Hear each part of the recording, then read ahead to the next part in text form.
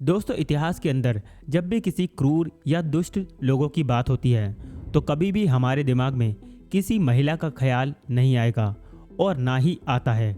ऐसा इसलिए होता है क्योंकि महिला शब्द प्यार, विनम्रता और ममता का प्रतीक माना जाता है। लेकिन हम सब यह जानते हैं कि दुनिया की हर कोई महिला विनम्र स्वभाव की हो, ऐसा ज़रूरी नहीं है। तो आज की इस वीडियो के अंदर हम आपको ऐसे ही इतिहास की कुछ दुष्ट महिलाओं के बारे में बताने वाले हैं जिन्होंने दुष्टता और क्रूरता के मामले में दुनिया के बड़े से बड़े तानाशाहों को भी पीछे छोड़ दिया था। तो जानने के लिए इस वीडियो को अंत तक ज़रूर देखते रहें। ऐसे ही फैक्ट से जुड़ी इंटरेस्टिंग वीडियो देखने के लिए हमारे चैनल फैक्ट्स किताब को अभी सब्सक्राइब करें और घंटी के बटन को ज़रूर दबाएं ताकि आप कोई भी वीडियो मिस ना कर दें।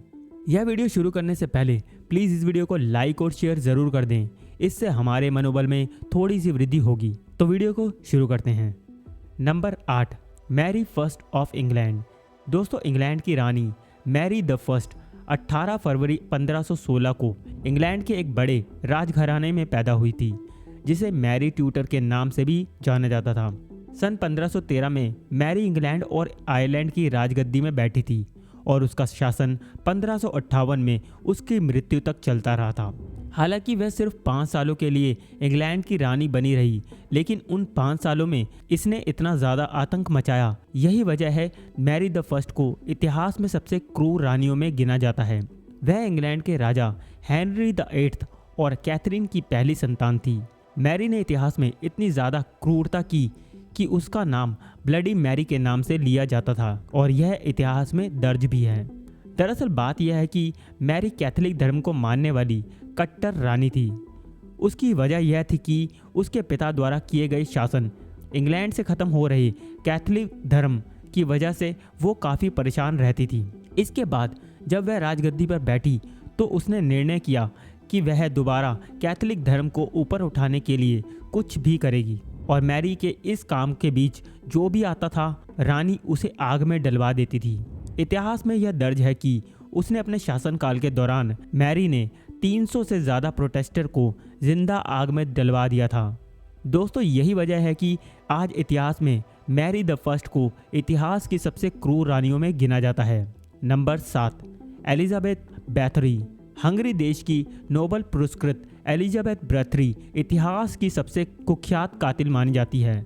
अगर हम गिनेस वर्ल्ड रिकॉर्ड की बात करें, उसके अंदर भी एलिजाबेथ का नाम सीरियल किलर की लिस्ट में सबसे ऊपर आता है। आपको यह बात सुनकर हैरानी होगी कि एलिजाबेथ ने सन 1590 से 1610 ईस्वी में लगभग 700 लड़कियों को मौत के घाट उतार दिया था। इस सीरियल किलर का जन्म 1560 में हंगरी के एक मशहूर परिवार बैथरी खानदान में हुआ था। एलिजाबेथ के बारे में यह कहा जाता है कि वह कम उम्र की लड़कियों को अपना शिकार बनाती थी। कहा जाता है कि एलिजाबेथ लड़कियों को मारने से पहले उनको टॉर्चर करती थी, यहाँ तक कि उनकी हड्डियाँ भी तोड़ देती थी।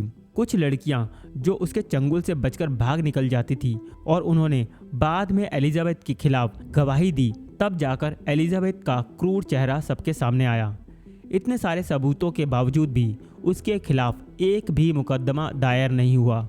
यह कहा जाता है कि एक बड़े और मशहूर परिवार के होने की वजह से उसे कोई भी सज़ा नहीं दी जा सकती थी, लेकिन बाद में उसे किले में ही कैद कर दिया गया और उसके बाद सन 1614 में वहीं पर उसकी मृत्यु हो गई।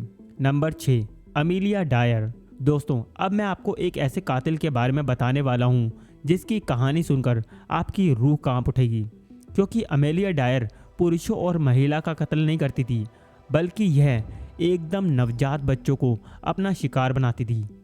अमेलिया डायर का जन्म विक्टोरियन पीरियड के दौरान सन 1836 में इंग्लैंड के ब्रिस्टल में हुआ था। अमेलिया एक ट्रेंड नर्स थी जिसने 1859 में विधवा होने के बाद बेबी फार्मिंग का काम शुरू किया था।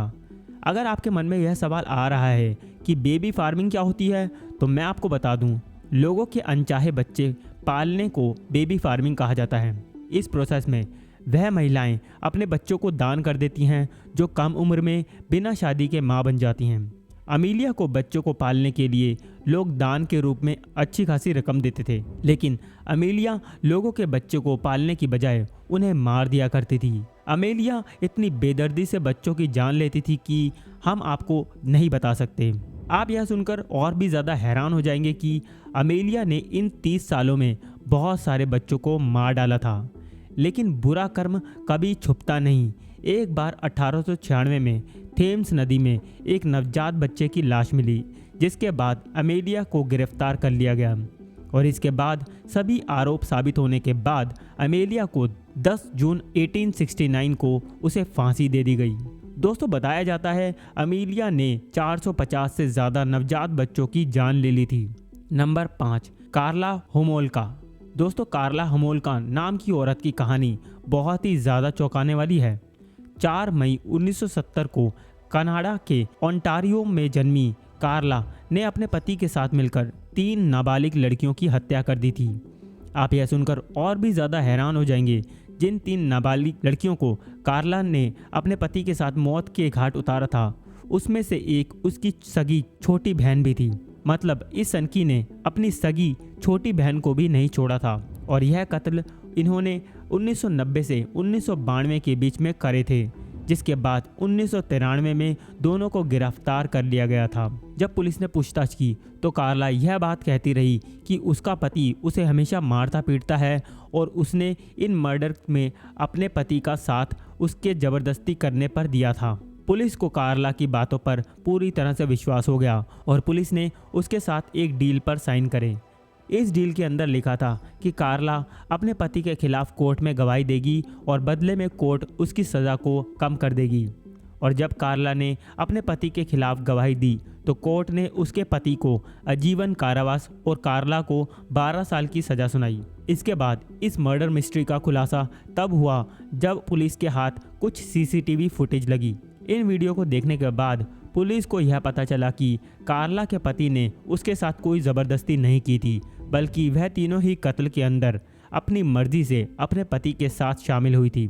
यानी इससे साबित होता है कि कार्ला ने झूठ बोलकर वह डील साइन करी थी, लेकिन अब वह डील तोड़ी नहीं जा सकती थी।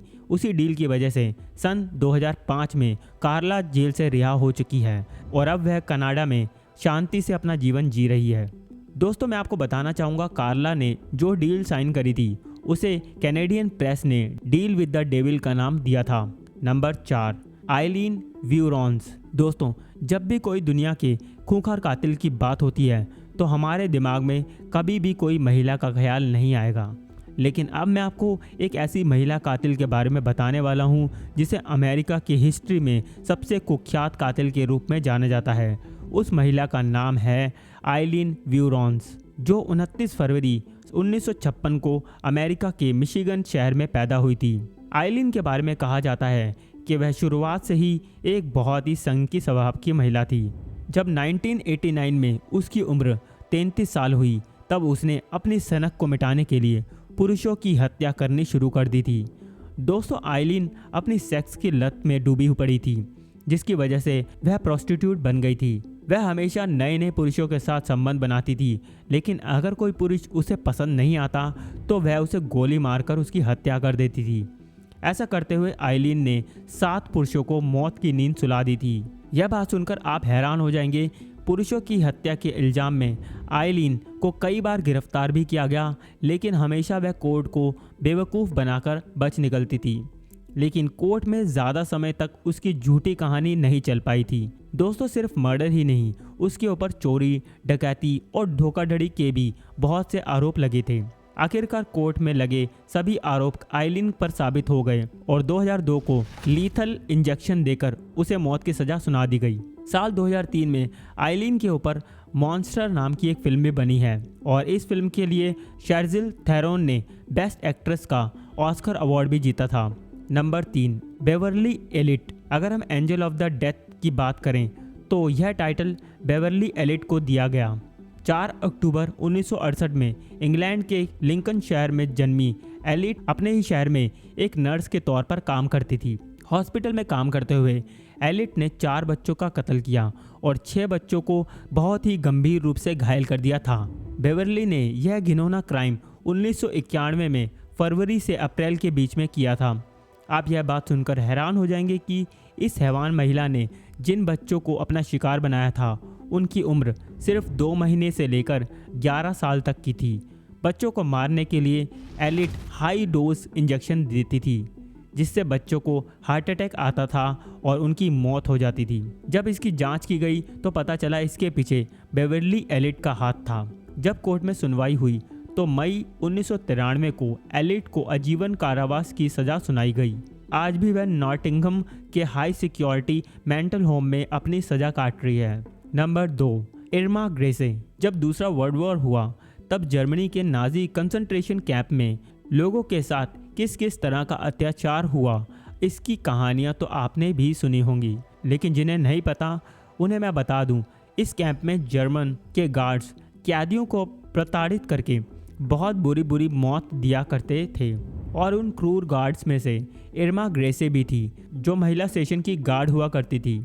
मैं आपको बता दूं, इर्मा ग्रेसे अपनी दुष्टता के लिए बहुत ही ज़्यादा प्रसिद्ध थी। अपनी इस क्रूरता के कारण उसे बीस्ट ऑफ द बेल्सन का टाइटल दिया गया।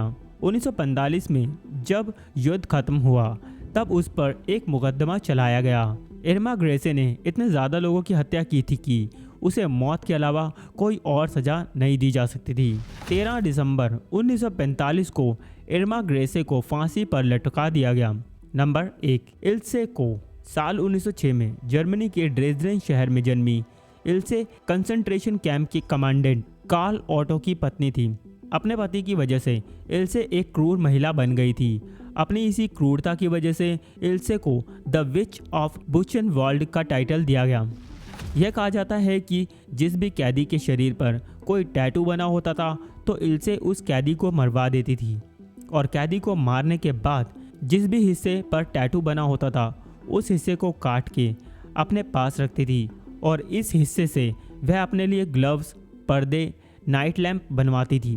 और जब युद्ध खत्म हुआ तो साल 1947 को इल्से को गिरफ्तार करके उस पर मुकदमा चलाया गया और जब उसे दोषी पाया गया तो उसे उम्र कैद की सज़ा सुनाई गई। 1 सितंबर 1967 को 60 साल की इल्से ने जेल में खुद को ही फांसी लगाकर आत्महत्या कर ली थी। आपको किस महिला की क्रूरता सबसे ज़्यादा भयानक लगी, नीचे कमेंट बॉक्स में हमें ज़रूर बताएं। ऐसी ही वीडियोस देखने के लिए हमारे चैनल को लाइक, शेयर और सब्सक्राइब ज़रूर करें। तो मिलता हूँ अगली वीडियो में। अपना ध्यान रखना।